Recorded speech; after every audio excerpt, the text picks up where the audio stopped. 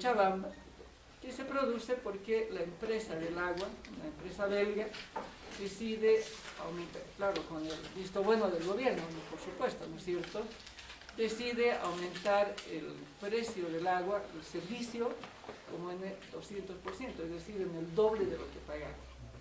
Pero además, en Cochabamba deciden empezar a hacer un cobro por el agua que se servía, ¿no es cierto?, de aguas subterráneas y de pozos en toda la zona del valle.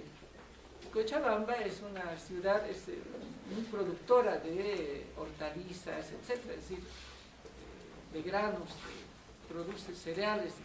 En realidad, antes alimentaba a todo el país, ahora alimenta a un gran sector. ¿Y de dónde procede el agua? De aguas subterráneas, ¿no?, que se forman y que van alimentando estas cosechas o esta producción agrícola. Entonces, al pretender poner un precio y aumentar el agua, determinó una gran insurrección. Esto significó la insurrección de la gente y termina con un enfrentamiento fuerte, pero termina saliendo la empresa.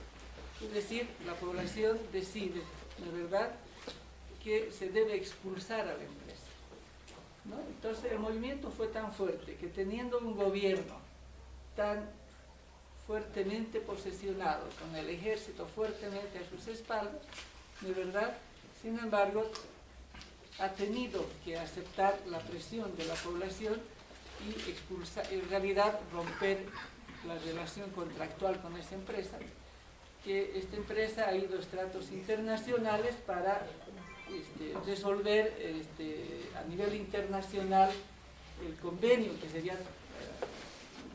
llama firmado por 20 años, si no me equivoco, por montos X, y que todavía sigue en estrato internacional. Entendemos que ya ha sido en realidad incluso aprobada o decidida un fallo en contra de Bolivia, pero Bolivia ha decidido no pagar. Pero bueno, ese momento era un momento fundamental que permitió a toda la población acumular fuerzas, ¿no es verdad? Por eso es que entre el 2000 y el 2003 se van produciendo varios hechos, tal vez esporádicos, pero y el 2003 ya empieza de una manera muy fuerte lo que es también las luchas de los movimientos campesinos, agrícolas. El movimiento obrero ha ido peleando, pero no con fuerza, definitivamente no con fuerza, porque la minería terminó muy reducida, sobre todo en una mina que ahora es la más importante, Huanuni, que no llegaba a 1000 mineros. Pero ojo que Bolivia ha seguido teniendo como primera producción los minerales y hidrocarburos. Hidrocarburos todos privatizados, minerales privatizados las más grandes, empresa Huanuni, pero la producción se hace en forma de cooperativa. Entonces, la lógica del gobierno ha sido privatizar y dar zonas, minas, de manera individual, ¿no es cierto?, a cooperativas, de tal manera que la cooperativa, a riesgo propio, sigue sacando mineral, vende, ¿no es cierto?, comercializadora, y por tanto, todavía ahora, la mayoría, yo diría como el 80% de la producción minera en Bolivia sigue siendo de cooperativas, y solo un 20% es estatal. Entonces, es muy difícil, aunque se ha nacionalizado la mina más grande, que es la de Huanuni, ¿no?, hoy con 5000 obreros, y se está volviendo a las otras. Sin embargo, la mayor producción sigue siendo de cooperativas, ¿no?, para que ustedes imaginen la magnitud. O sea, no se puede nacionalizar a cooperativistas pequeños que tienen tal vez una cuadrícula, ¿no? No es factible, porque son pequeños productores, en condiciones, y es una fuerza, por tanto, las cooperativas es una fuerza muy, muy grande. Entonces, la destrucción de la minería no solamente ha sido destruir al movimiento minero, sino, digamos, dispersar la producción de tal manera que no es fácil ahora controlar toda esa producción y llevarla, digamos, en una lógica de estatizar Yahuanuni ha sido un gran enfrentamiento entre mineros. Bueno, entonces, este tema ha llevado también a que los mineros muy dispersos no sean una fuerza como era antes, ¿no, verdad? Sino más bien una fuerza dispersa y el cooperativista más por intereses de grupo que por intereses del Estado, de una posición política nacional. Es decir, ya no hay, está muy debilitada. Pero sí los campesinos han sido y son una fuerza importante. En realidad ha sido y es determinante en este proceso revolucionario, porque los campesinos han logrado estructurarse y organizarse. De hecho, los campesinos tenemos un área importante que es los productores de coca, los cocaleros. Es decir, a partir de los 80 o antes, la producción de coca siempre ha existido, pero desde los 80, fines del 70, 80, la producción de coca crece enormemente porque hay mercado internacional y si ustedes ubican, el 85 es el cierre de las minas y los mineros comienzan a saber dónde se ubican, ¿no? ¿Dónde se ubican? Volver a su tierra, porque casi todos son campesinos, pero muchos de ellos de zonas muy áridas, que es el norte de Potosí. Son muy áridas, que son las zonas con mayor pobreza que tenemos en Bolivia. Entonces ellos, finalmente, con un poquito de plata que tenían, logran salir tal vez a las ciudades, muchos engañados, pero muchos terminan en la producción de coca, ¿no? Entonces, la zona cocalera que está en Cochabamba ha terminado siendo una zona de producción de coca, pero donde han confluido exmineros, campesinos que han migrado, pero además políticamente han terminado estando enfrentados con toda esta lógica norteamericana de ver a Bolivia y al cocalero como el elemento, ¿cómo se llama? Que está produciendo coca en una lógica ilegal o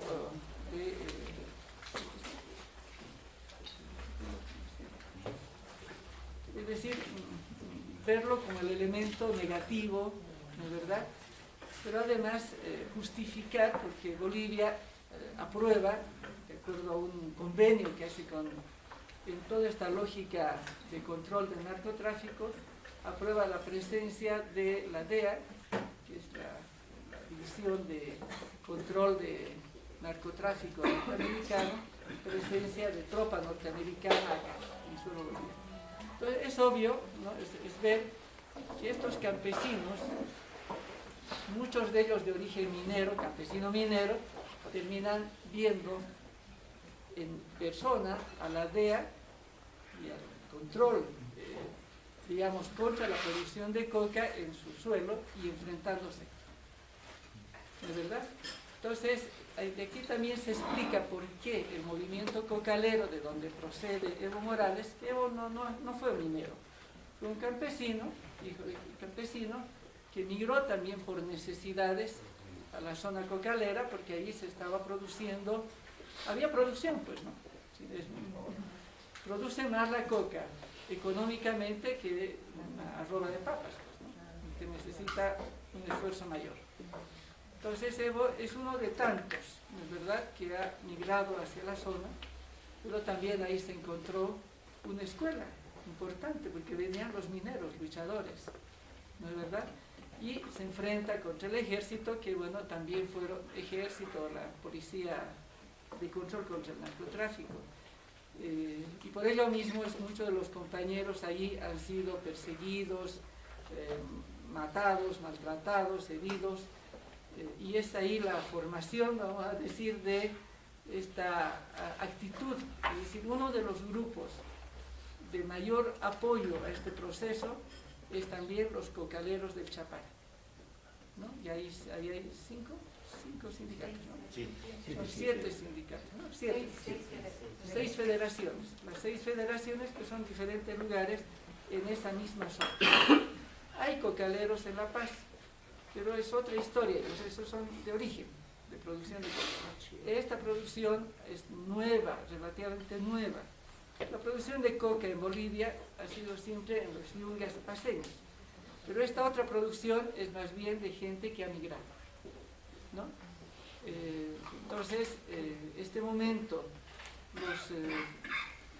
las 7 federaciones del Chapare es el grupo, vamos a decir, más estructurado políticamente, la que tiene tal vez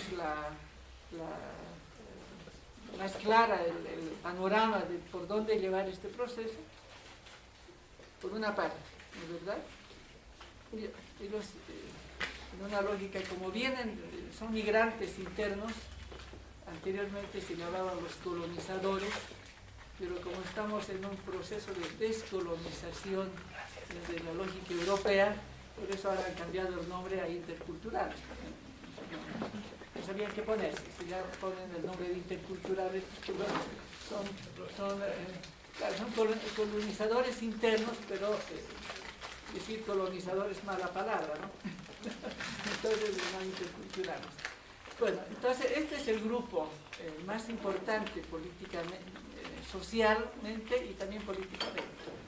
Luego tenemos el movimiento campesino, de verdad general, que tal vez el grupo, la zona más importante es de La Paz, donde se suma Cochabamba, etcétera, pero La Paz como el movimiento campesino más importante, porque tuvo no solamente que sufrir el enfrentamiento, sino la capacidad organizada de cercar a La Paz, ¿no? Es decir, La Paz es fácilmente cercana. Ustedes han visto de dónde viene el Alto, y La Paz está pues en el hoyo, y el gobierno está en este hoyo. Claro. Entonces, cercar La Paz es fácil, relativamente fácil, ¿no es verdad? Y lo hicieron, ¿no? Claro, la Túpac Katari en 1781 hace el cerco de 40 días, ¿no? Y bueno, los vencen muy difícilmente. Ya el 81 fue el cerco por Túpac Katari. Este movimiento campesino es con Túpac Amaru en 1780, ¿no? Y el 81 está muy ligado, es el movimiento en el Alto Perú, que era este. Entonces, ustedes comprenderán que es más o menos fácil. Entonces, la caída del gobierno de Sánchez de Lozada tiene como una historia más fuerte, una demostración de la crisis del modelo neoliberal, tal vez el 2000 con la Guerra del Agua, se suman los movimientos campesinos y del Chapare hasta llegar al 2003, ¿no es verdad? Que es digamos, la insurrección más fuerte a partir del movimiento campesino paseño, ¿no? De acá, del altiplano de La Paz, que fueron, digamos, enfrentando al gobierno a través de bloqueos, de paros, sobre todo bloqueos de caminos, ¿no? Es decir, el campesino, ¿qué paro puede ser? Es bloqueo de caminos, ¿no? Y han bloqueado caminos y enfrentado muchas veces. El 2003, el gobierno de ese momento, de Sánchez de Lozada, tuvo la mala idea de aplicar una decisión del Fondo Monetario, y ha sido de aumentar los impuestos, ¿no? Ese aumento del impuesto, en febrero del 2003, terminó enfrentándose